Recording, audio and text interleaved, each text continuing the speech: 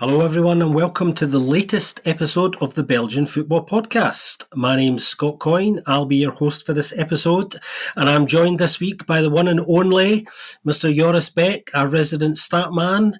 How are you, Joris? And what caught your eye this week? All sides have scored. Okay, I'm not sure if we can really say goals galore as I've been alluding to the last few weeks, but at least everyone is ready to go.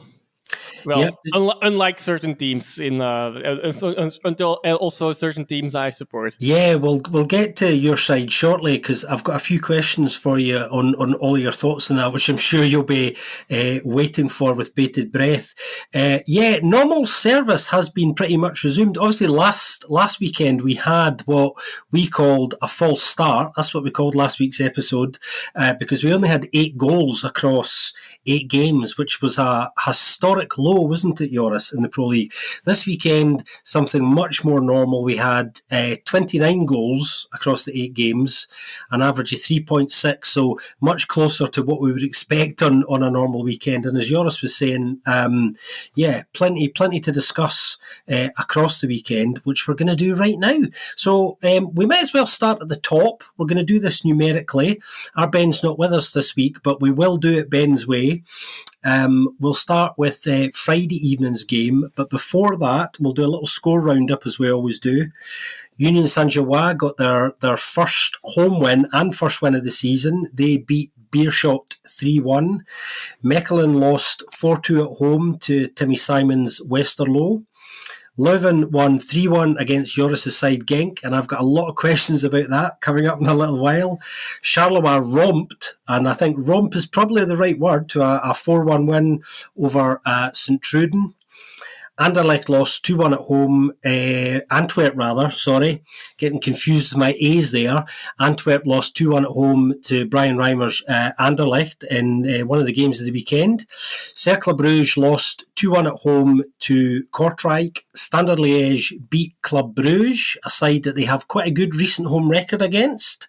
And Dender, with the surprise of the weekend, went to Ghent and won 2-1. So, going straight back to the top, Joris, let's go to the Marien in Brussels. Union Saint-Gilloise 3, Beerschot 1.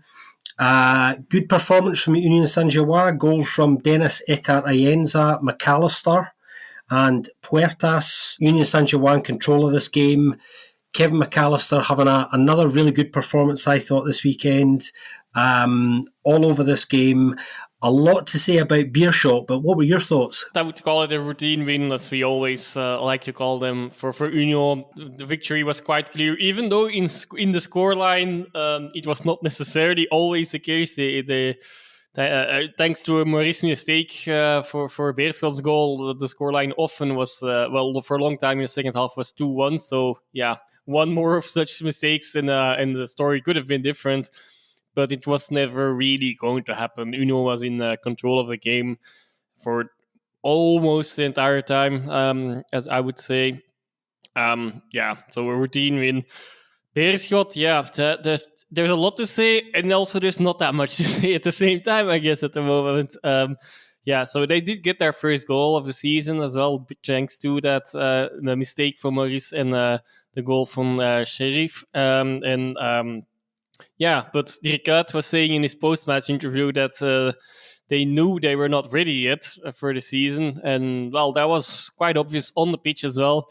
Also, ironically, a little bit, maybe, that one of the few reinforcements purchases they've made, people they brought in Platz gave away the first goal. And, you can say give away here, I guess. So that's a bit ironic. That's one of those newcomers,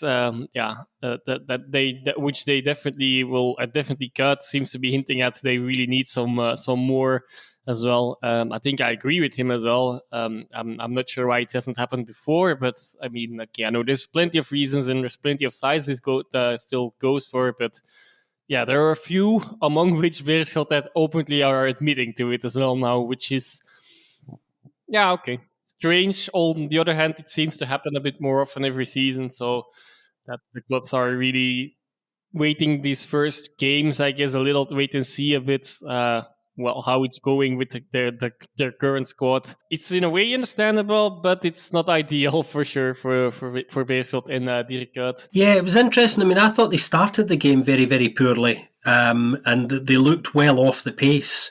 And I found Dirk Kuyt's comments actually quite refreshing. I kind of like the fact the coach is honest. And of course, they're in a situation where they've obviously just been promoted as well. So they're trying to put together a side that can compete at this level. It was just after last weekend, actually, Matchday 1, they were talking about needing a little bit more experience in that squad at this level to help some of the players, I think. And that's probably something they're going to be looking at.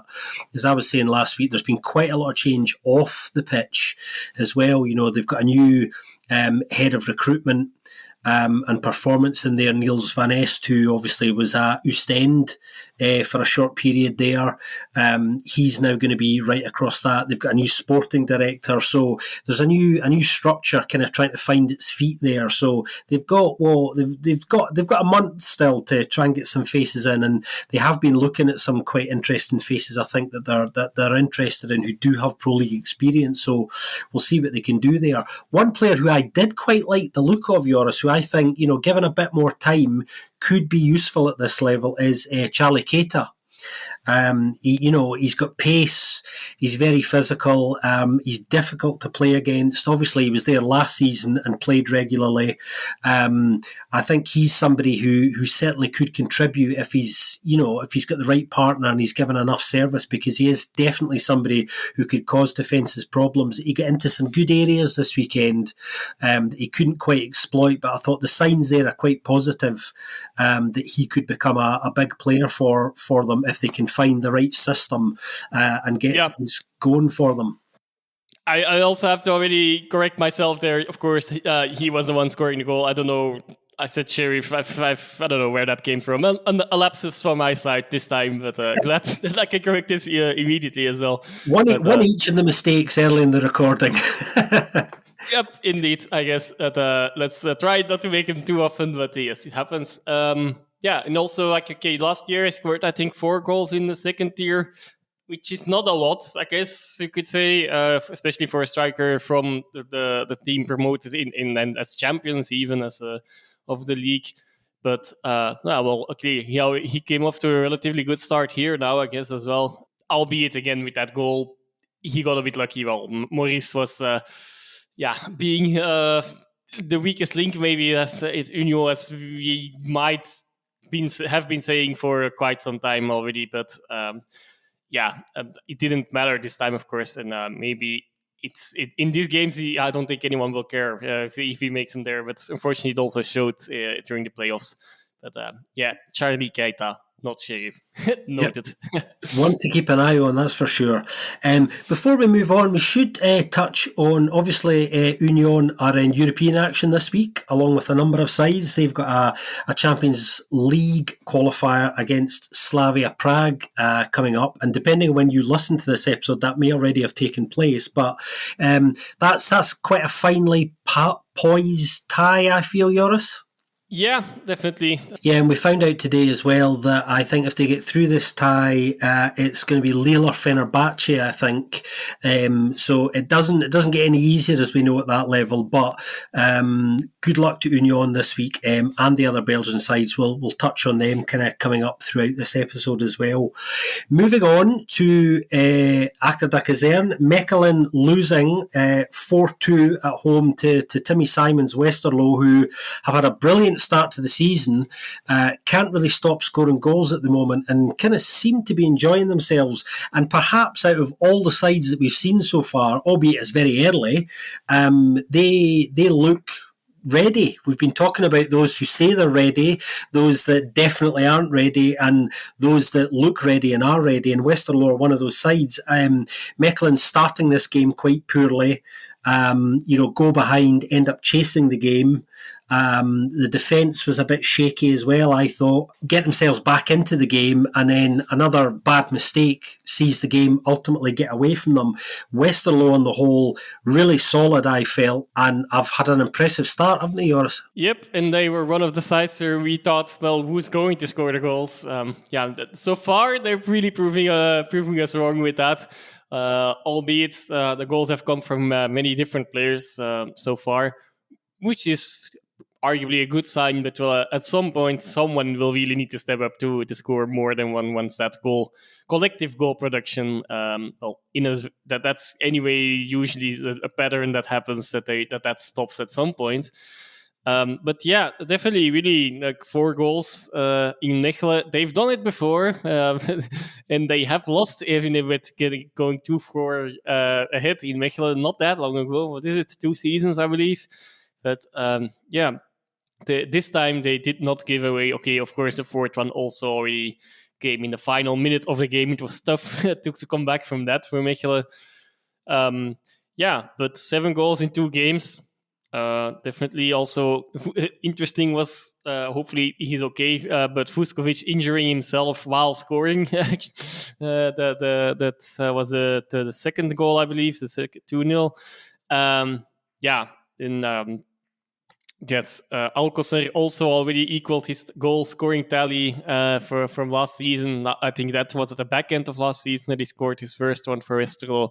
Now he scored one. He actually could have scored a bit more even, but he did well to still get a shot off. He was definitely a constant threat to the Mechelen defense. It's their first win achter de kazerne since 2017, so it's already since a good 7 years time. Really impressive start from Westerlo. Don't think many people expect that. And I'm sure we didn't. I'm not only talking about myself, but we didn't. And on Mechelen, Storm also equaled his goal tally from last season already with scoring that one.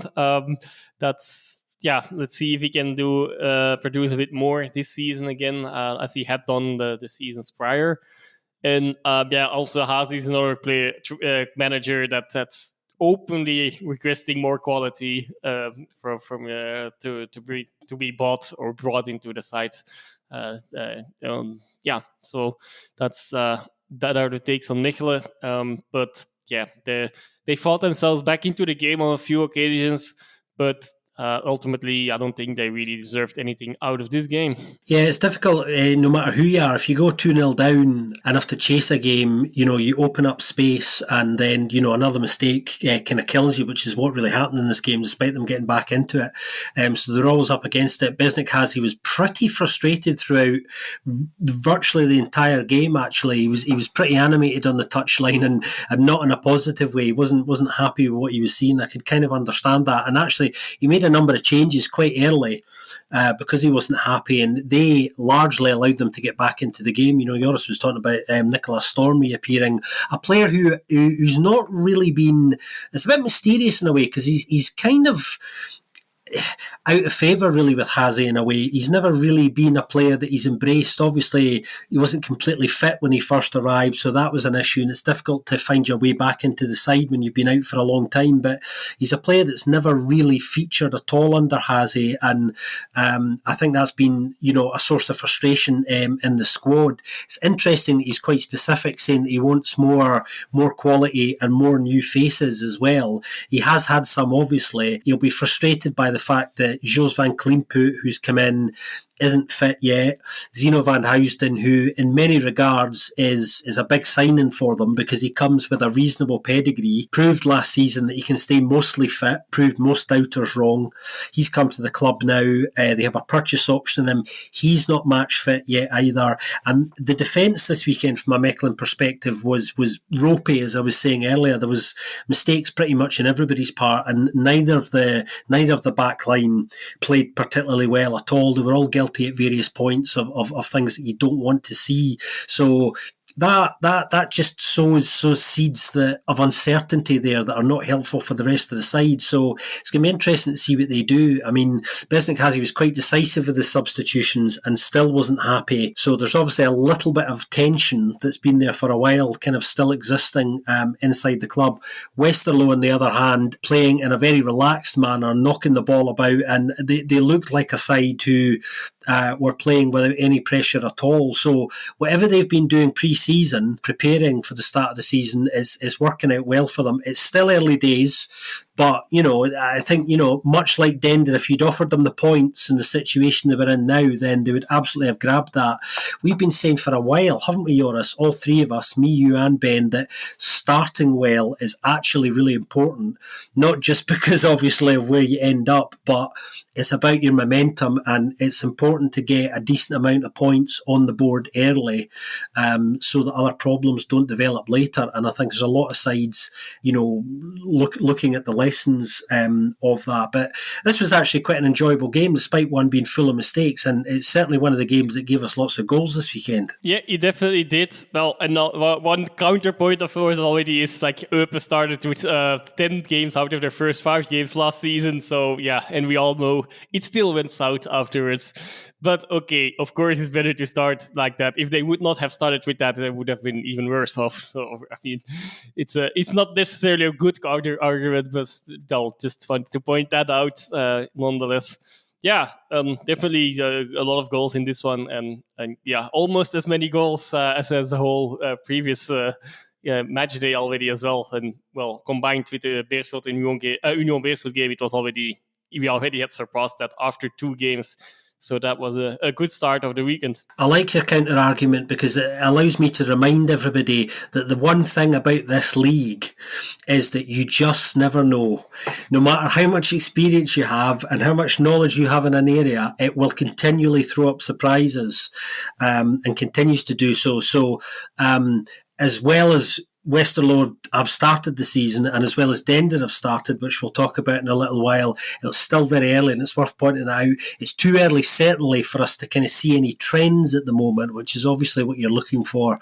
Over the next 2 or 3 weeks, we might start to see some emerging as we kind of get to the end of that first month. We should move on because I've got a lot of questions for you on this next game. It seems it features your side, the Genkies, who went to Den Drief in Leuven and lost 3-1. My first question about this game is Leuven related, and are we seeing the first genuine signs of an actual improvement? Because this weekend, although they didn't necessarily blow you away with what they actually did lots of things very well that they haven't done in quite some time. They were particularly efficient, I thought. They made the best of their chances, and that will absolutely be delighting Oscar Garcia at the moment, won't it? Yeah, definitely. Well, okay. For the complete conclusion, I do not know, but of course, but yeah, that I can tell they were playing well, effectively, especially seeing that second goal, I believe, from Vlietink. Yeah, just really well worked team goal.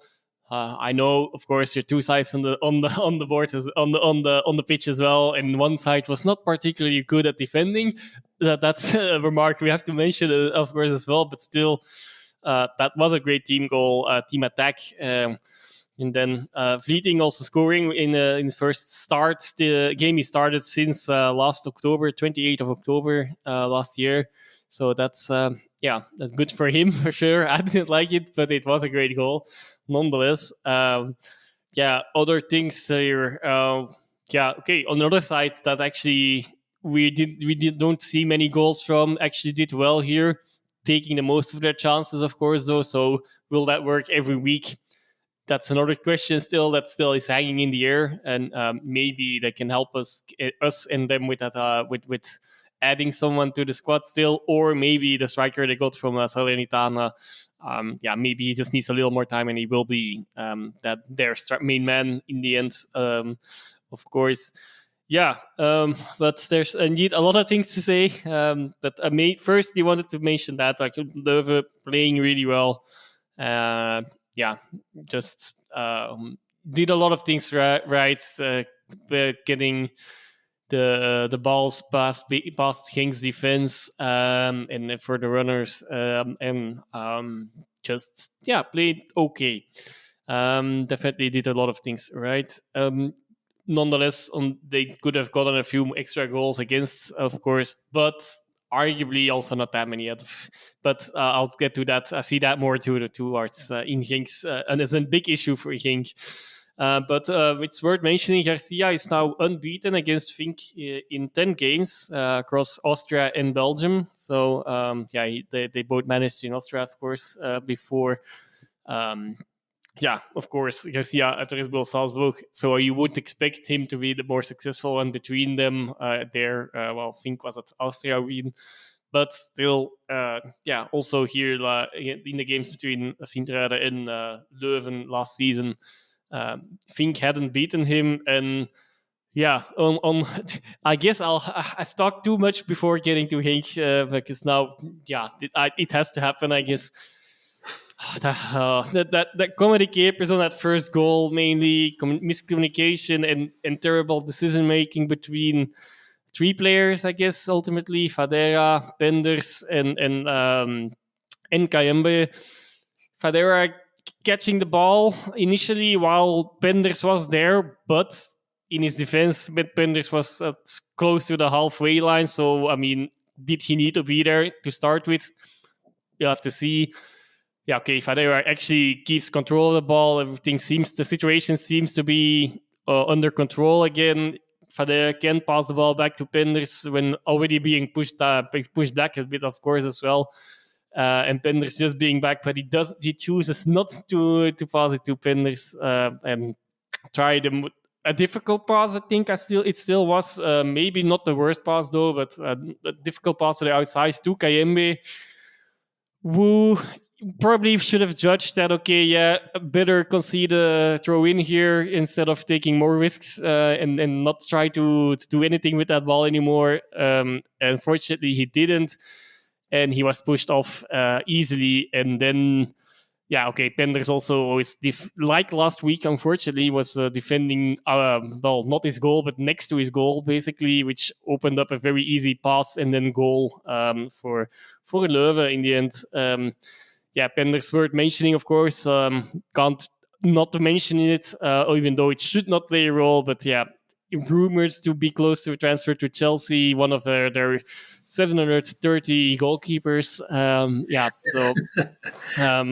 It might still happen, of course. I don't think anyone will be based on this specific game, but it causes a lot of upheaval, I guess, in there. He puts Genk and himself under the spotlight with that, of course, an extra spotlight, which he probably can miss at this point in his career.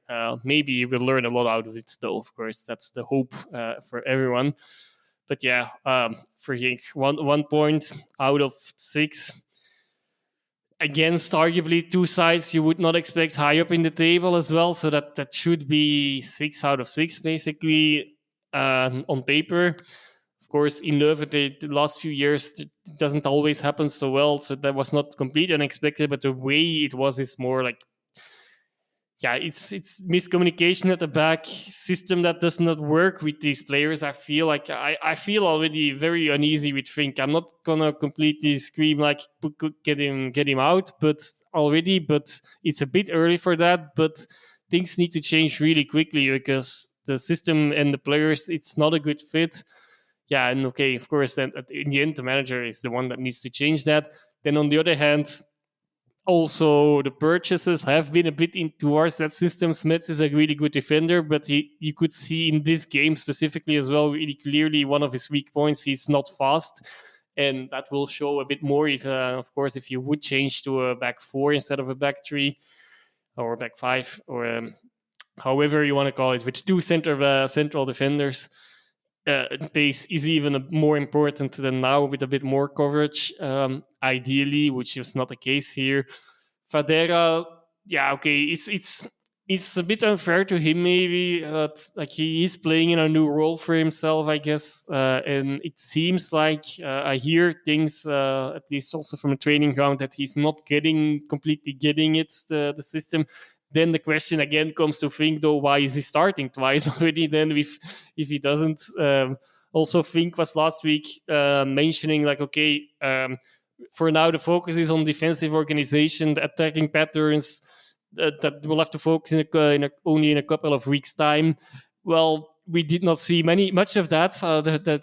And ideally, I'm during the whole game, I was asking myself, like, where are Genk going to score from? Like, there was no creativity, even though there are creative players on the pitch, but partially through the system, they don't also don't play in their best roles, or they don't have the right spaces to really make their actions in.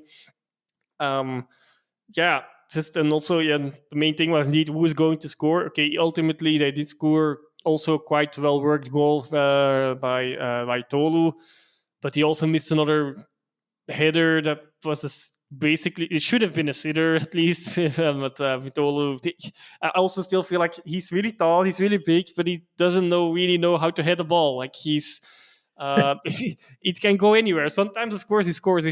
When he scores, he's actually often still a header, but like the ball can end up anywhere.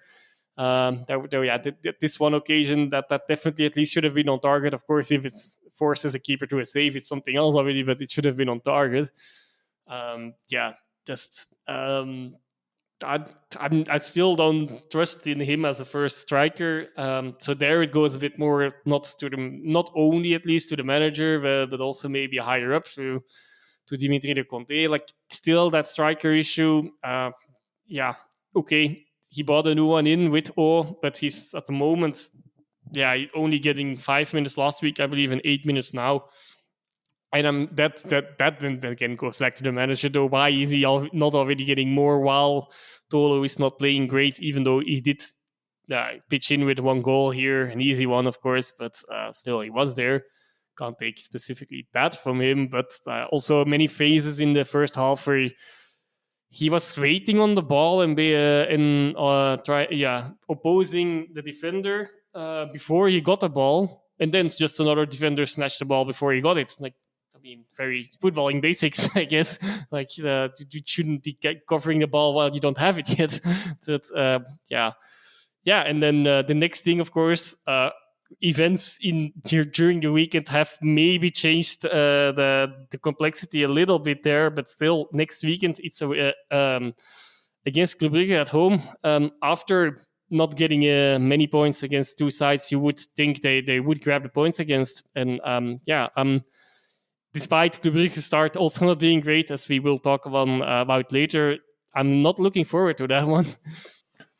Yeah, there's a lot of questions around your side at the moment, I think, and you've answered a couple of the ones that I wanted to ask you about, particularly the one about the side, the system, and whether it's lacking balance, and maybe that's more to do with team selection than the balance is maybe right, but some of the players in some of those positions are, I think a lot of people have certain question marks around. Jarni Stoikers was saying afterwards that he just felt it was an off day in terms of their efficiency. He was talking about how lots of things were good and basically right, but they didn't make the best of opportunities and the right decisions at kind of key moments in the game. Fink afterwards was saying that he felt the game was lost in the first half, really.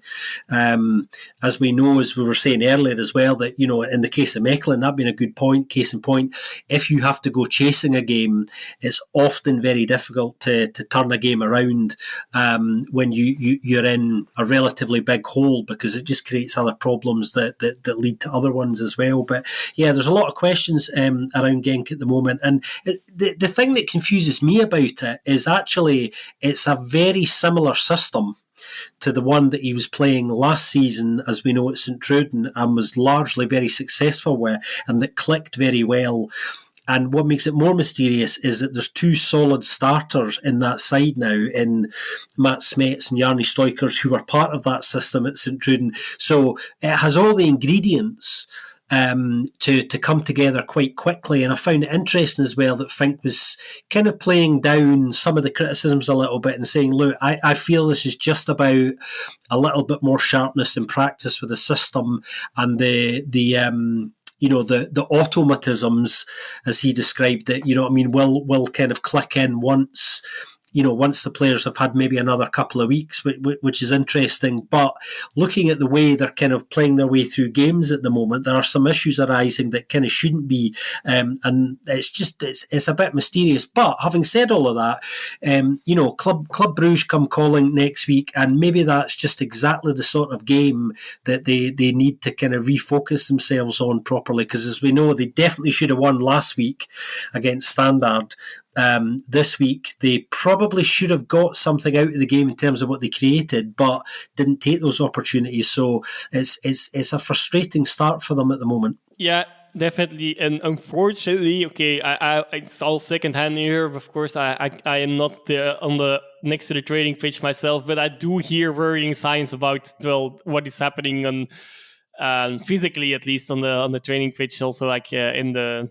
Yeah, it's all fun and games so far, as far as I've gotten, and that's maybe not what is needed at the moment. That was of course still before this specific game as well. It was echoes from last week, but still, yeah. If the basics are not right yet, then you shouldn't.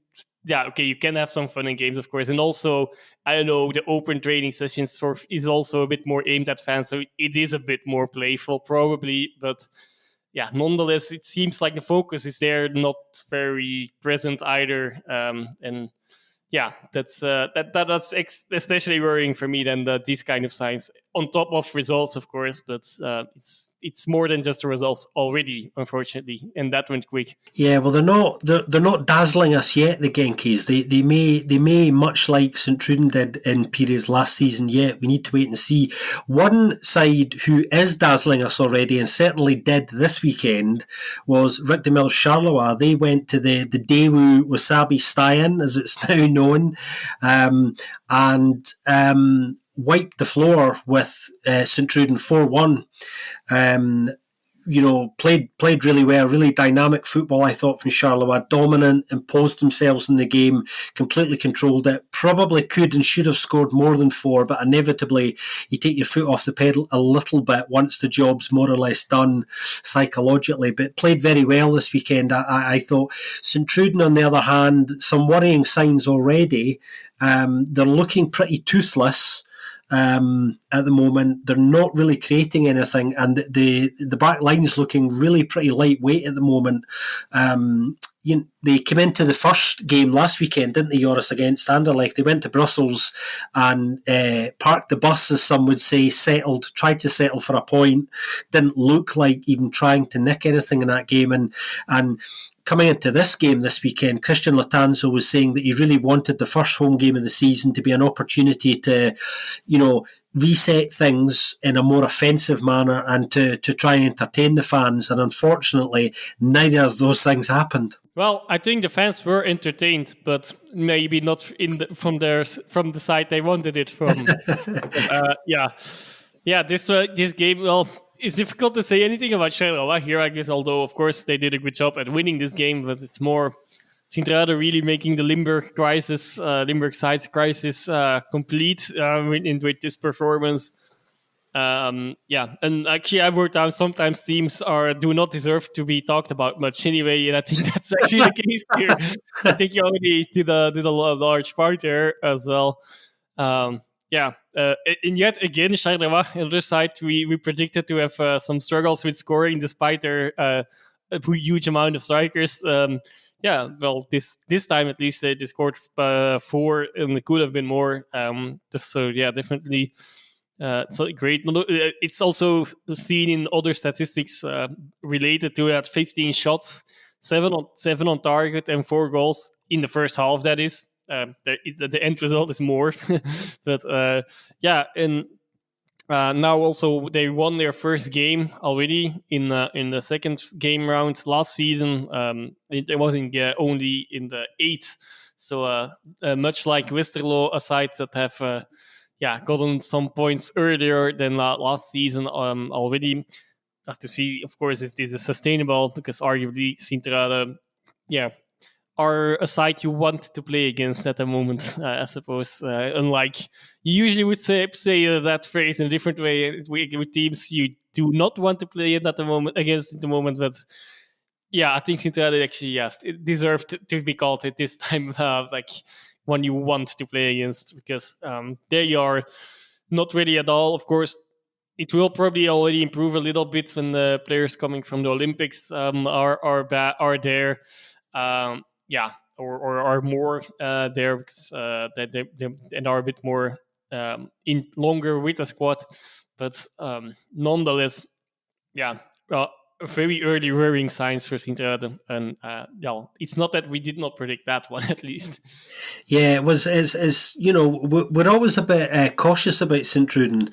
The lovely thing about this time last year was we felt the same way about them, but as it turned out, they played some of the best football we saw last season and were one of the most entertaining sides. This season, you get that reset.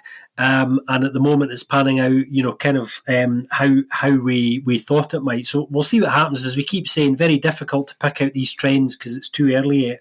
One thing I did notice actually was, considering how poor that first half was for them, Christian Latanzio made no changes at half time. It took him till the 60th minute before he thought, I'm going to pivot here. And I thought that was very strange. I mean, it was obvious that some people out there were struggling, and that was an interesting insight maybe into kind of his own psychology.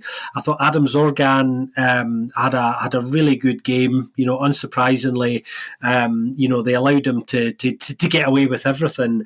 And another player who had a good game for Charleroi was Dan Heymans. I mean, obviously he scored a couple. That second goal, the header, one of the goals of the weekend for me, really well taken header, really difficult to control that and to get that looping back over the goalkeeper when it's coming at you. Like that. That was a lovely goal, and one that I think you'll remember for a while. Technically really, really nice.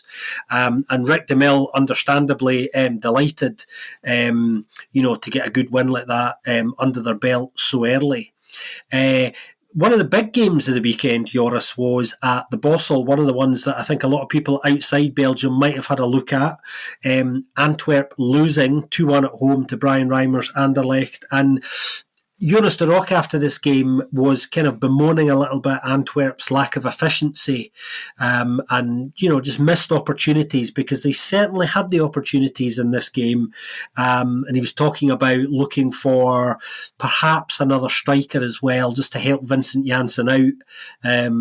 Now, whether that's literally help him out or help him out on the pitch, we don't know which. Might be a bit of both, of course. But I think he was quite frustrated by a game in which they could have got something out of that, but didn't. Anderlecht, on the other hand, I was impressed by how calm they remained in that game, because Antwerp were quite physical as they can be. They tried to shut Anderlecht down, and Anderlecht coped with the physical battle reasonably well and played their football the Anderlecht way, and kind of got their reward for it, not for the want of help on Antwerp's part in some cases. But as I keep saying to people, it's about what you do with the ball. Anderlecht didn't have that much possession, but it doesn't matter. It's about what you do with it, and what they did with the ball is kind of the story of this game, really. I'll have an interesting question to ask you soon as well, your opinion about something. But 29 shots, that was for Antwerp, to put it again as well. 2.6 expected goals. That also tells you the story of their game in the other opposite end. Yeah, and this time the experience heads didn't really show up and cost them the goal in Sherry. Well, I'm referring to Sherry's loss of the ball at the second goal. I think, if I'm not mistaken, it was also Odoi that was a bit too late there later on in that action with the tackle. And, he was... Yeah, that was not that much his mistake. It's mainly on Sherry there. But, For Antwerp, and of course, like you alluded to already as well, a little bit of help from Lammers, but that's first goal. After first, a really good save, but then, unfortunately, he pushed it in himself for no reason at all. Unfortunately, if there would have been some pressure from an Anderlecht player, it would have been a bit more understandable, but there was no one. Mistakes happen with young goalkeepers, especially, unfortunately, I suppose. Yeah, and Anderlecht, on the other hand, efficient, definitely the word here. Dolberg also hit a post still, but one of their few other chances. But they didn't create that much. The first time they have started with two wins in a row since 2018, 6 years already as well. Vertongen, that's a bit outside of the game specifically, but becoming the oldest Anderlecht player to start the game as well, in history, that is even. And now on to the question, there were chants of the fans of Anderlecht that want Riemer out, hearable during through the game. What do you make of that? And do you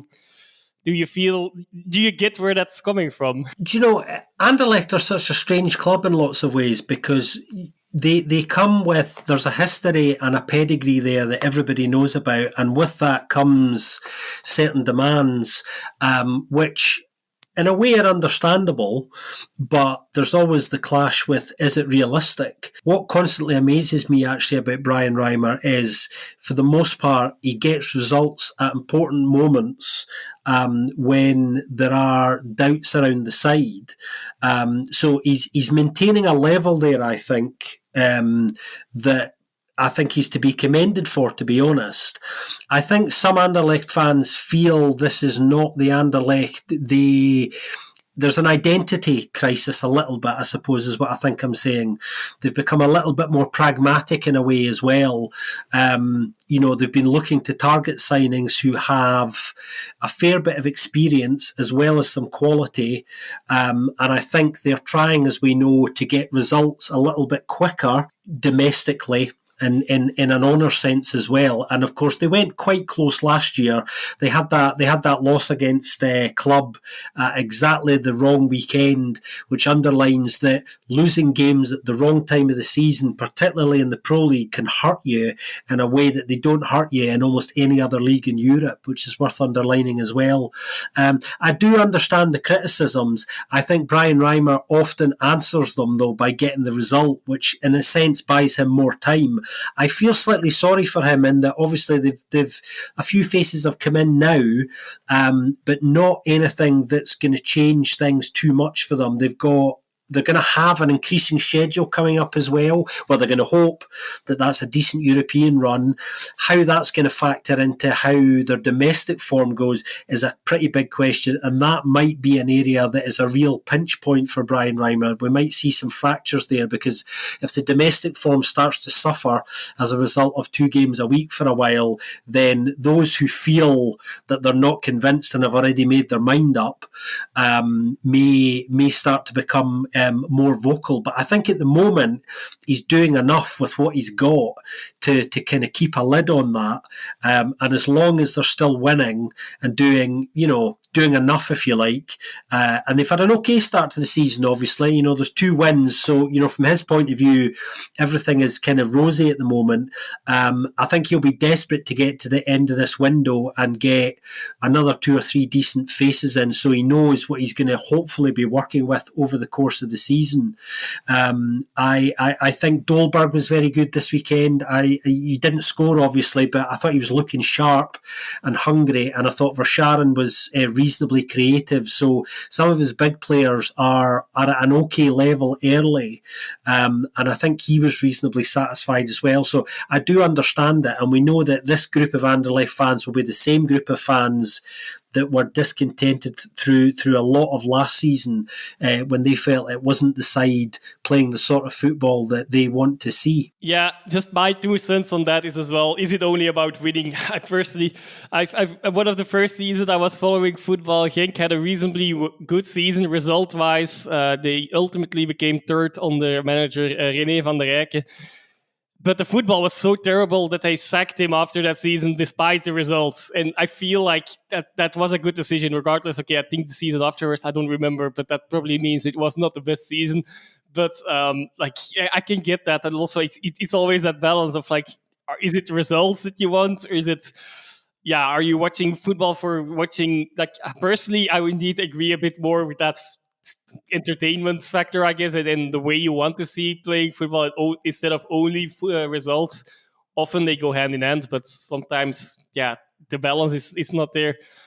Additional factor to nuance is, of course, indeed the situation that Anderlecht is in. They're yeah, okay, they're getting better and getting the money issues seem to be resolved slowly, but it's not that they can splash that much yet either. Yeah, so the pragmatic approach is maybe necessary. Then again, then there's another question or it's like more an internal thing, but like it feels like also in their marketing approach, they are maybe pushing a bit towards that past as well sometimes, and this memories and so on. That which is then a complete mismatch. No, complete, yeah, in some times at least a complete mismatch with what is happening on the pitch. Which I mean, I'm not sure if that's aligning well there, and if that's the best strategy either for either side. Maybe, I mean, I have no insights in their marketing results, so probably there are reasons for that as well. Also, it probably distracts a little bit as well. That's probably also what they are maybe thinking a little bit, even if it's even already a consideration. Most likely not, but as a byfactor of things happening.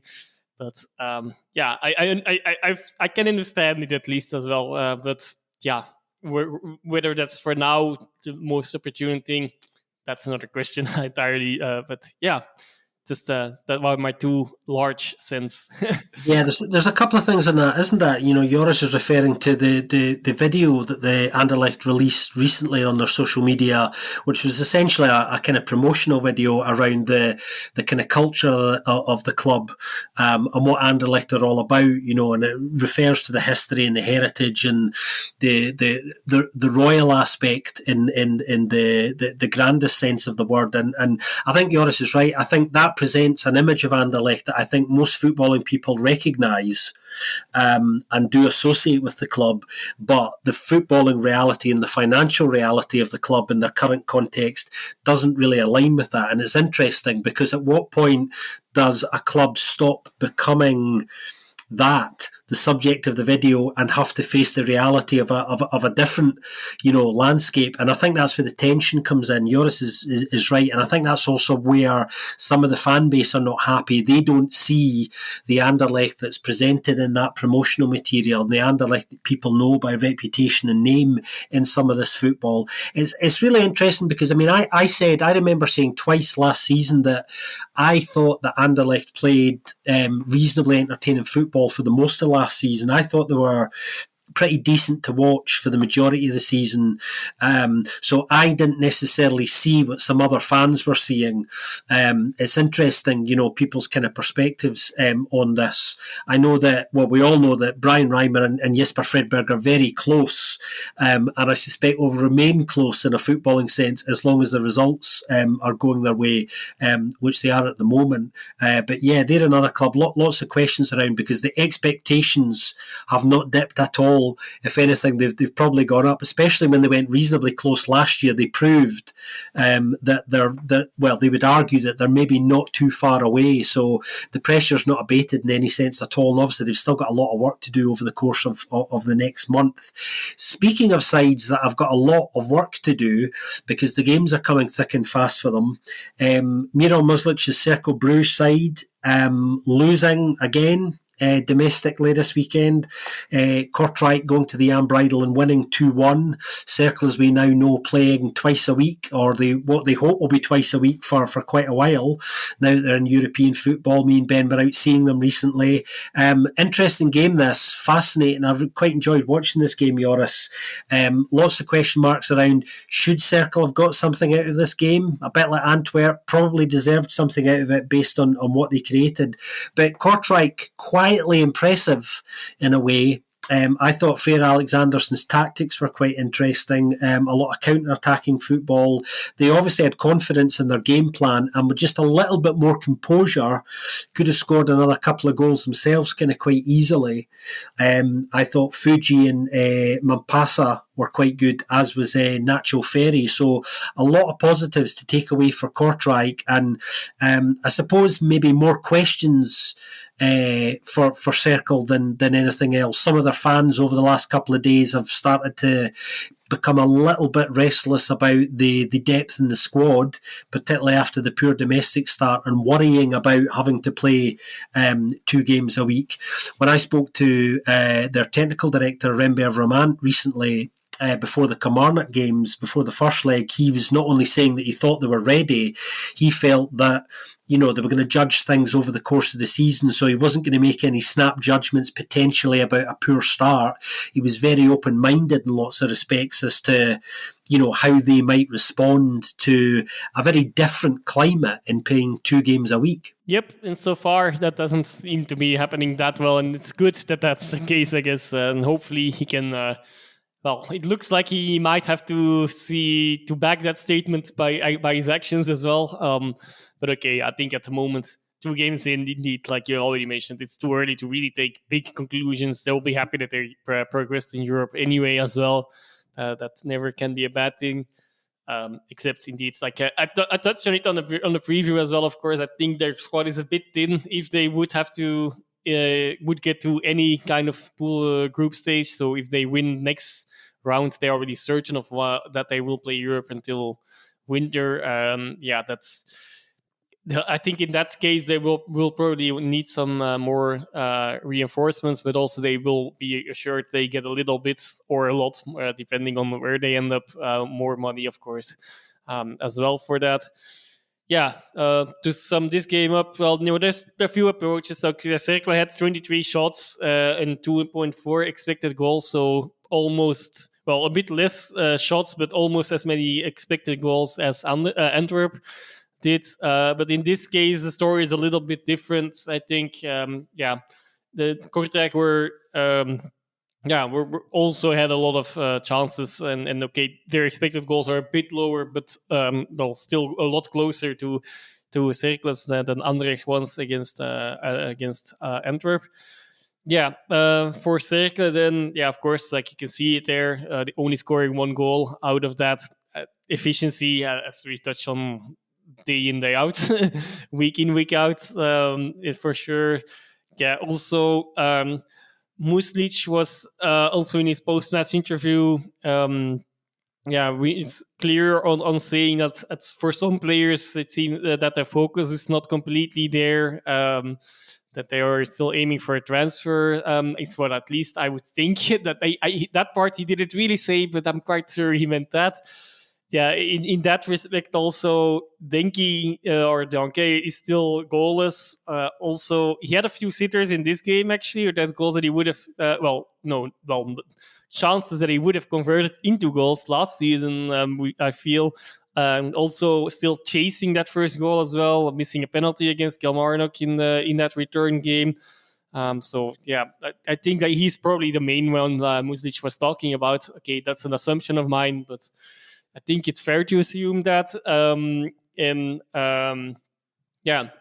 But I think I'll switch to Kortrijk already as well. Like Cercle, bad start to the season in the league, but it's too early to see. Like, expectations are not necessarily that they will completely replicate last season either. That's most likely going to be more like an exception. But if they can ultimately in the end have a calm season in the middle of the table, they probably will be okay.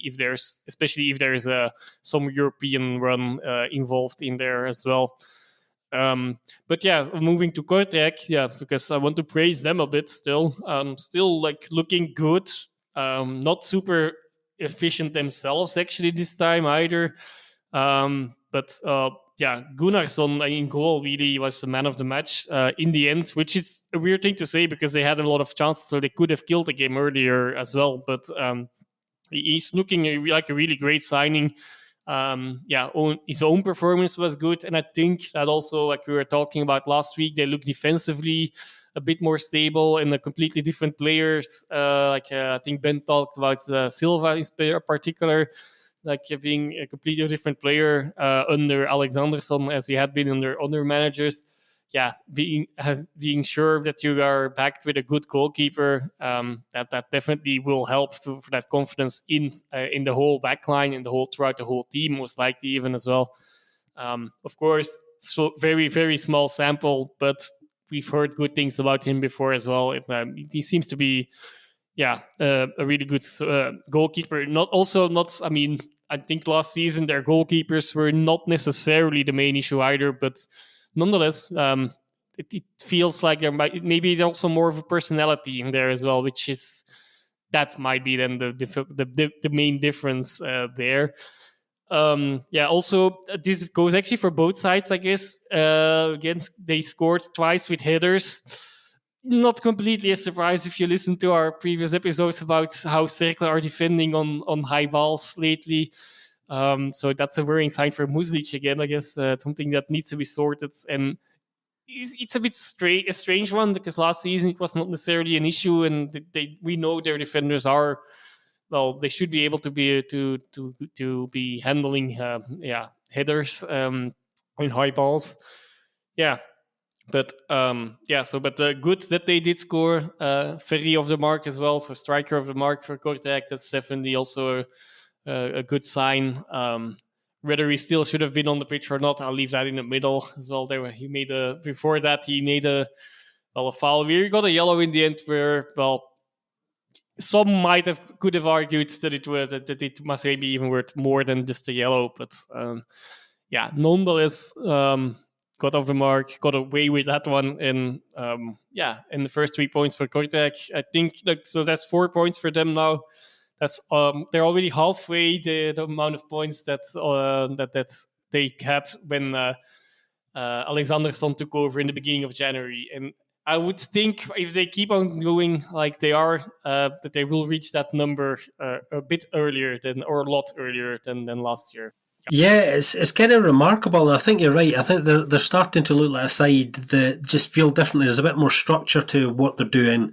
They've been working on that for a while, but it's amazing what a clean slate and the start of a new season can do when it comes to working on new ideas. And there's just a different feel about them. They feel a little bit braver in lots of respects. Before we move on to what is the other kind of big game of the weekend, the game at Schlesien between Standard and Club, we should touch on Cercle in Europe. Obviously, they're in action again this week. They're playing Molde. Another one that's very finely balanced. Yeah, tough to judge at the moment. I haven't checked, unfortunately, yet. I know Molde is in a league that plays in different times, so how they are doing in the Norwegian league.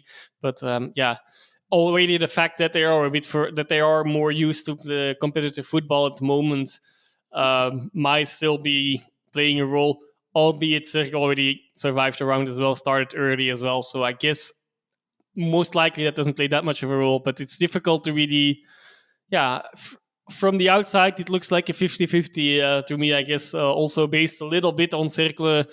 Having some issues, even if they did go through.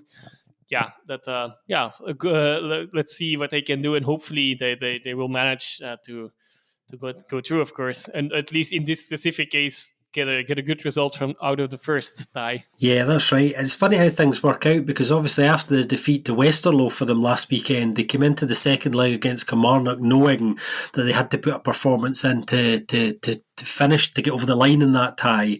They've had another disappointing result this weekend and have another big game coming up kind of quickly to try and rectify that.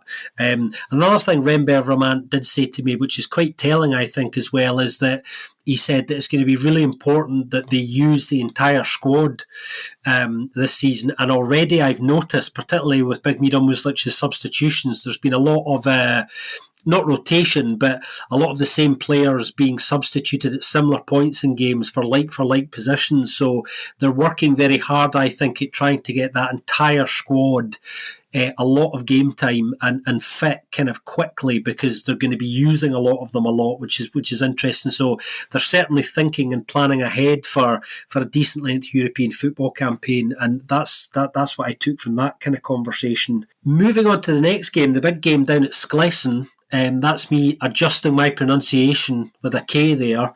It needs to be a little bit flatter, but a little bit harder. Joris has been giving me notes about this. Standard Liège winning 1-0 against Club Brugge. Standard actually have a rather good home record against Club. That was their fourth straight win against them. A lot of people this weekend were saying, I saw some people on social media, Joris, saying, oh, this was a little bit of a surprise. Well, not really, not if you look at their recent record at home against Club. This is not a place that Club have enjoyed going to recently, haven't won there in a while. And Ivan Leko is one of the T1s at the moment who has been giving some of the most interesting press conferences. He's been saying some really interesting stuff. I've been keeping an eye on what Ivan's been saying because we know that the situation at Standard's very difficult and they're trying to knit together as competitive a side as possible. This week he was talking, Joris, about, I mean, in the aftermath to this result, he said, first of all, it doesn't always have to be sexy. And he's absolutely right about that. It's the pragmatism thing, just sometimes you just need to get the result. And in this case, they certainly got it. But he was also talking as well before the game about, the work in the squad. And I've been talking recently about how he'd been obviously working quite hard on the mentality of the squad. And he was saying that he would perhaps rather have arguably a little bit less quality in the squad, but a stronger mentality. Because if you have maybe one or two players who are a bit of a problem in terms of their mood and their personality in that dressing room, then that can suck the life out of a dressing room, no matter how much quality's in it, very quickly. So he's obviously trying to knit together a side that are greater than maybe the sum of its parts. And I think he's just approaching this in a really interesting way, considering he's got a really difficult job in his hands. And that's a really good result for them so early in the season to kind of get going, isn't it? Yeah, we would have thought that. The opposite of what we'll see from other sides as well. I guess opposite of Genk, I guess, indeed. Like, you would have expected them to win against Standard last week. Arguably, they could have, but they didn't. Standard they drew away at the Genk and now beat Club Brugge at home as well. So, yeah, definitely a great start of the season that nobody really saw coming. Also the only side with 2 clean sheets so far, where I have to say somehow as well, because I have to admit, Ipolo, I'm still not completely convinced. I know Benny's quite a fan, but personally, not so much. I think at the moment, I would always play Bodar since he's still there and he's not injured. Of course, there are reasons to not do that, but nonetheless, nothing you can say about it, of course. He's the only goalkeeper to have 2 clean sheets still after 2 games in. Also, of course, just a sweet victory, I guess, a little bit for Houtekiet, as a former youth player from Club Brugge, of course, came in January, I believe, and also gave a great interview on the Belgian, on the Dutch-speaking TV as well. But not that he said much in it, but he was very enthusiastic and so on. Like a nice player to interview, I guess, a nice interviewee. And Leko, of course, as both former Club Brugge player and manager as well, of course. So that must have tasted even more sweet than for others. Yeah, what else is there to mention? Just Standard being efficient indeed, I guess, mainly. But, well, they were the only team really deserving anything out of this game in the end, I think. Indeed, I think you can sum it up with they wanted it more. I think also I believe that's also more or less the summary of what Hayen said in his post-match interview. Yeah, for the last win at Klesse, okay. So your SK was good, but you still have to work a bit on the Klesse part, the last part there. Okay. I won't give that lesson here. But, I'll get plenty of opportunities throughout the course of the season. that's for sure. But hopefully at least for sure.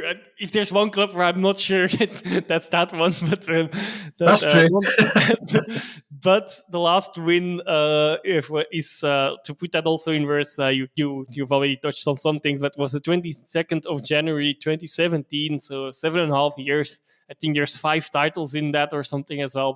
Between that, it's like 5 title win seasons or something close to that. I didn't look that specifically, but it should be something like that. Also, first time in 30 years, Club Brugge have not won one of their first 2 games, at least. And next week, like I mentioned, they have to go to Genk for an unexpected early crisis duel. I guess you could say.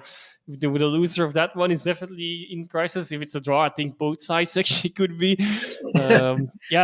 I have to admit, I didn't watch much of this game, so I can't really judge much on the quality of their play. But based on the result, I guess, and I'm a little bit more hopeful, but I'm not sure if that's still also it's always the question, like, if it's probably not going to be a representative game for the rest of the season either. Like, as you touched on, maybe it's a specific kind of game which may be a good game, but and you at the moment is more, I think, touching on a bit of other things as well. I guess again, it's really about getting these results going before looking at how they come together. Interesting one coming up for both Haie and Fink already.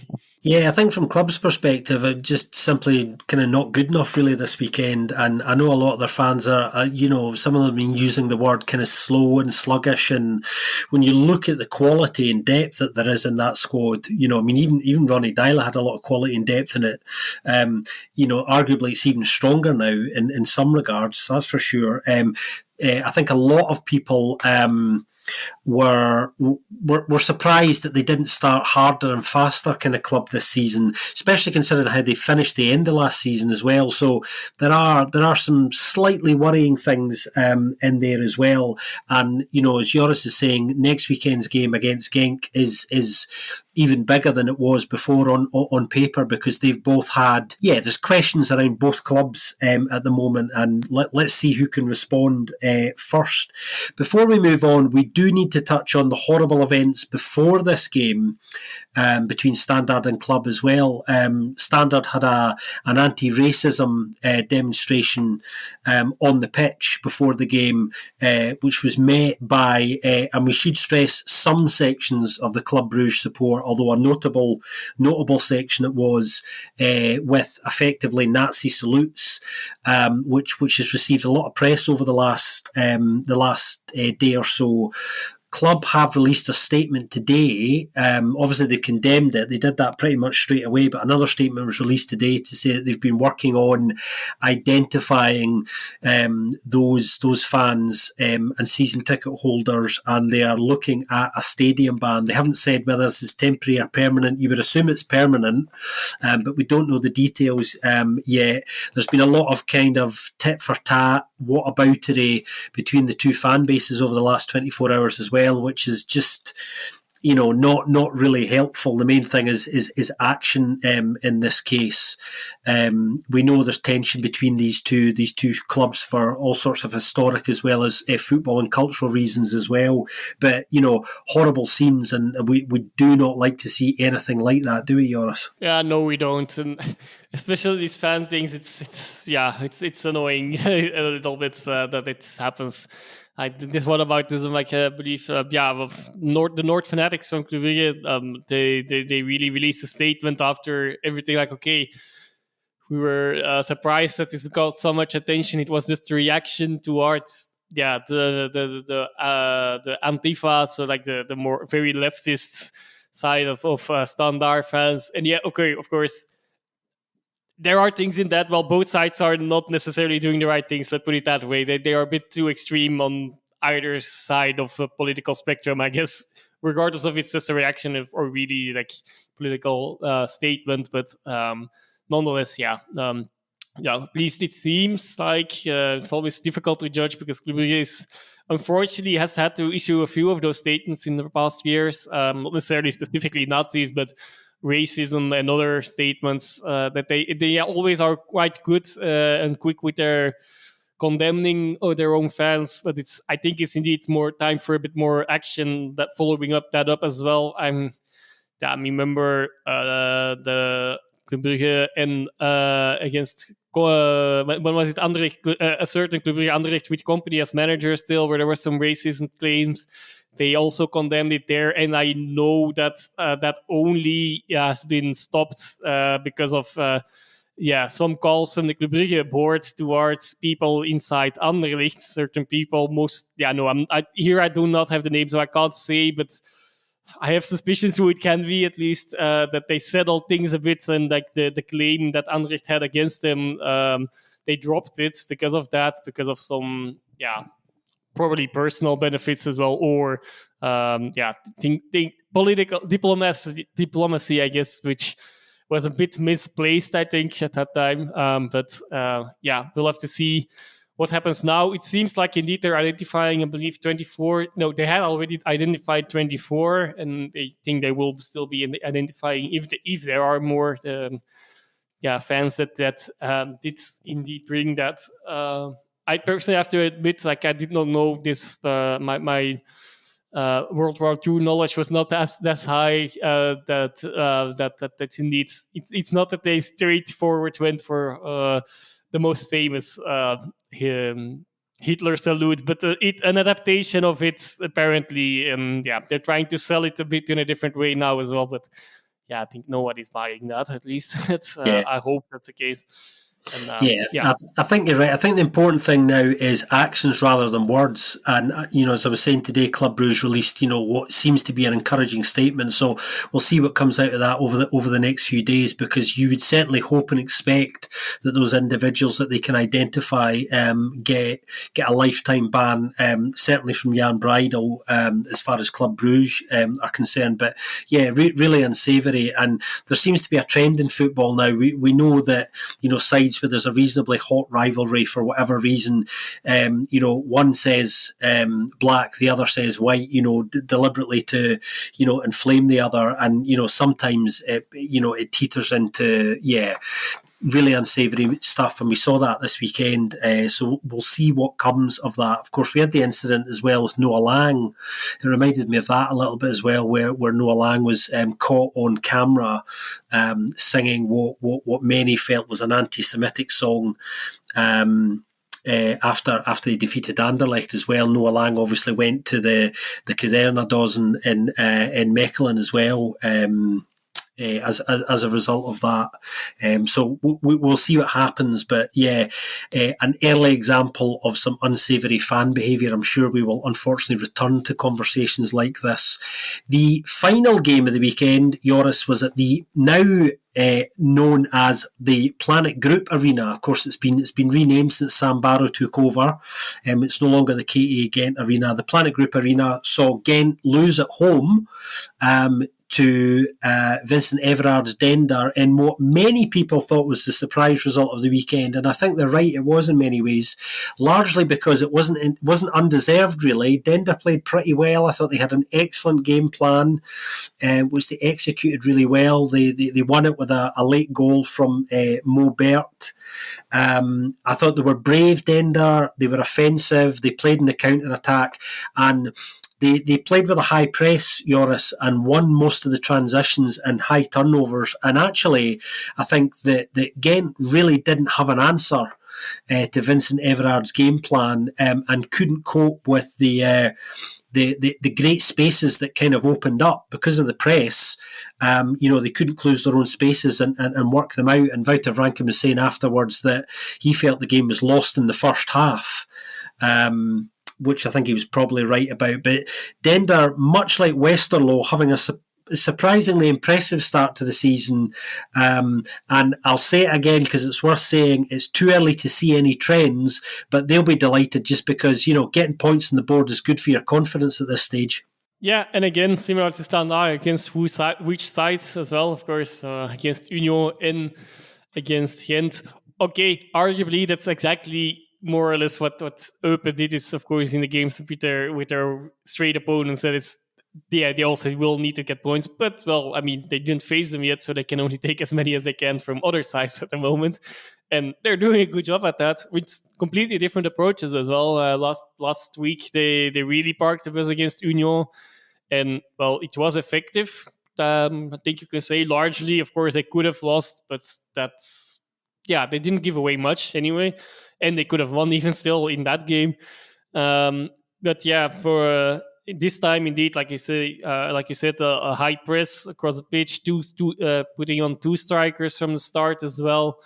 A lot more attacking approach, not parking the bus, which is also a bit strange in the way as well. Like last week, they did that at home, and now in an away game, that's where you more expect that from a smaller side. But it didn't happen. I guess there was indeed also not that much pressure on them. Nobody expected them to win anything here, but they did. And just a daring approach paying off. 4 points already.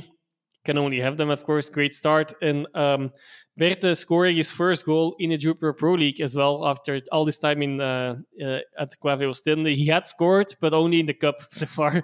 And of course, in last season in the Challenger Pro League, he also scored right around 8, I believe. So a decent amount. That's now coming on and scoring. Coming on and is the striker he was replacing. What is his name? Salguido, something like that. No, it's not completely that, but he also had opened the score. Did really well at that, and they created a few more chances as well. So basically, a deserved win, all in all. And for Gent, again, for every side, difficult to say, but first worrying signs a little bit as well, of course, early warning signs. Also having lost another few players, which were already going. They had been rumored to be going, and they knew they would be going, but now they're also really out. It feels like that they might want or need to replace some players with some quality as well. Still, especially since there are still players there and even still players in the starting 11 that are rumored to leave. Whether they eventually do, I don't know. But if that happens, for sure, it's not that both. There's a few sides like that. So, I'll mention Gent, Antwerp, Genk as well. Actually, over the course of the last, let's say, 2 seasons, 1.5 to 2 seasons, have sold a lot, having to cover a lot of their debt as well for different reasons. But it's starting to show as well on the pitch, and see if they can cover that still in the remaining month more or so in this transfer window. Yeah, Dender, one of the stories of the weekend, Joris, for lots of reasons, I think. And when you look at their fixture schedule, the next couple of weeks, in a way, are quite favourable for them. They're at home next weekend to Kortrijk, and then they go to the Daewoo Wasabi Cyan to play St Truden. So there's a couple of games that they'd probably identified early as games that they had, potential 3 points for them. So to get the points on the board that they have done already is absolutely a bonus, and playing very impressively as well. Before we move on as well, we should touch on Ghent. Are in European action as well. They're playing Silkeborg, a game that you would imagine they're favourites for. Yeah, I agree. They should pass this round, I think. It's very difficult with Ghent because Ghent in Europe, sometimes you never know entirely what you're going to get. So it's very difficult even for us to commit, and we see virtually everything. So that says it all.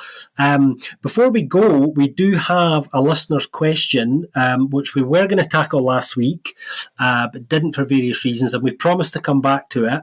And we're men of our promises here. So we're going to do that right now. So this is a question from Drew M. Farmer.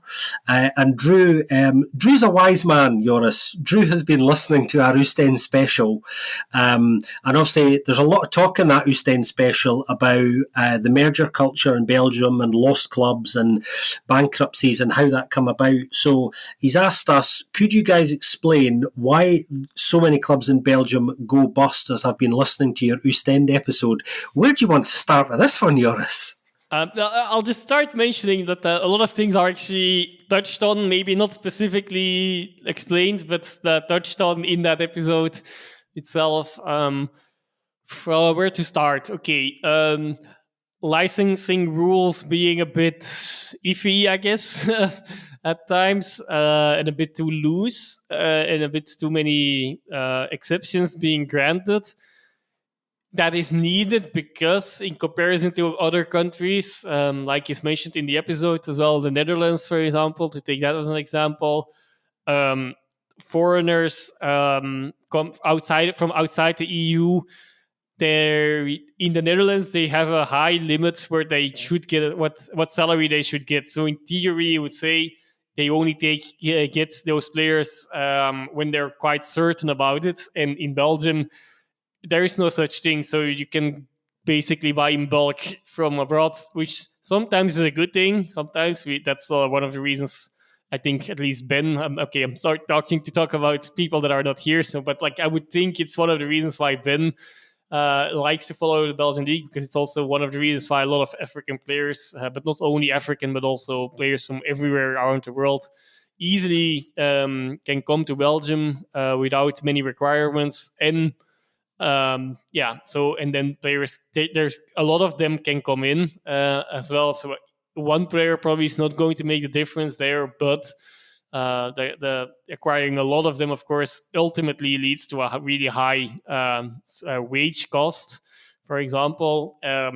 Which is not always the one that's that's healthy for a club. Of course, what else is there? A lot of things, I guess, but these are especially like the licensing being a bit mild, too lenient sometimes, is something. On the other hand, also at in certain cases they are then a bit quite severe, like in case of stadia and so on, like that force clubs to make a lot of costs as well, while some of the clubs are too small to actually carry that cost, even though they on sportive merits would deserve. I think that if something would happen to Dender, that's, for example, would be one of the reasons, I suppose, could be one of the reasons, having to invest a lot in infrastructure, which, are requirements for the licensing and are, weighing a lot on their budgets in general. I guess that are a few points. I'm sure you will be adding a few more, because I know you were the host of that special, so I'm sure you had a long thought about this, thought session about this as well, even before that, and probably in between now as well. Yeah, I mean, we could probably do a whole episode on that alone. And it's funny, actually, this particular listener question coming in when it does, because recently I was asked to write an article for a new football publication that's going to be coming out next year. And I was asked, would you write us something with a Belgian flavour? And I said, of course.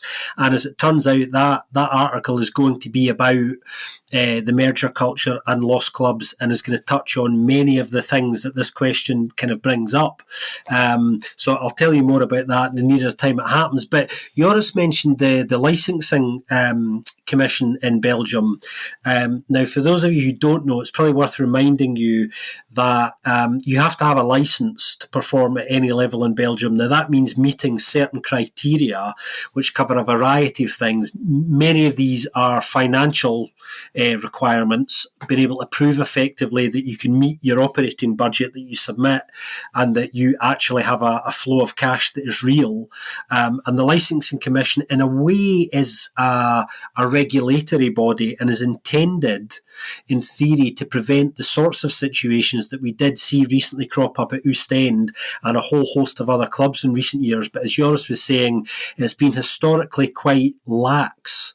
It's been too relaxed about applying, guidelines and boundaries and following things up, which has created problems. Also, because of the historically and economically challenging situation that Belgian clubs have found themselves in for a long time now, a lot of Belgian clubs who are financially vulnerable become low-hanging fruit, if you like, for multi-club networks who are looking for a club to join their network, which provides, as Joris was explaining, an easy pathway to other clubs in that network that might not otherwise be the case. So clubs become vulnerable to becoming a small cog in a much larger wheel as well. So it's quite a difficult question to answer this, but I think Joris is right. I think a lot of it is answered in the special. And if you haven't heard our Oostende special about what went down there, do go and have a listen to that, everybody, because there's so many lessons in that that's relevant for all football fans and clubs. If you're a fan sitting there thinking, that's awful, but it couldn't happen to us, you couldn't be more wrong. It's why that episode is so important. And for that to change, fans need to understand the lessons of these situations so that when situations crop up at their own club, they see the early warning signs of potentially what is a far greater problem further down the line. So tremendously important, and we've received some great feedback on that. And I know it's one of our Joris's favourite episodes already. He really enjoyed it, and I think we had some fabulous guests as well. So do go and have a listen to that. That was something we released quite recently. Before we go, because I think that's just about it for this week, Joris, we should tell everybody, of course, about our Buy Us a Coffee. If you like what we do here at the BFP, you can buy us a coffee, which goes a small way to helping us meet some of our production costs. You can find the link to that on our social media. You could also leave us a review on your podcast platform of choice, which is also very nice of you and helps other people find us. And one other thing to tell you about this week, the British Podcast Awards are currently looking for their Listener's Choice Award winner, and you can vote for the Belgian Football Podcast. So if you go to www.britishpodcastawards.com/voting, you'll be able to find the Belgian Football Podcast in their search engine, couple of clicks, and we might just be the Listener's Choice Award. If we're your Listener's Choice Award, then, you know, it would be lovely. And the other thing worth reminding you as well about, because Ben isn't here, we promised we would do it in his absence, we do have Pro League Fantasy Football up and running, and I think you do still have time to register a team. We will share the link and the code and the details to all of that again on our social media. So if you haven't done so already, join in the fun there. That was a lot of reminding this week, wasn't it, Joris? Yes. Also, if that link was for just check our social media accounts, it's probably easier than writing down a link from audio as well for the British Podcast Awards. That is. We'll share it all again. Yeah, that's the short version. Have an absolutely fantastic week, whatever you're up to, everybody, including you, Joris. Best of luck to all the Belgian sides over the next few days. Bring us back some points. We're looking forward to all, and we'll speak to you very soon on another episode of the Belgian Football Podcast.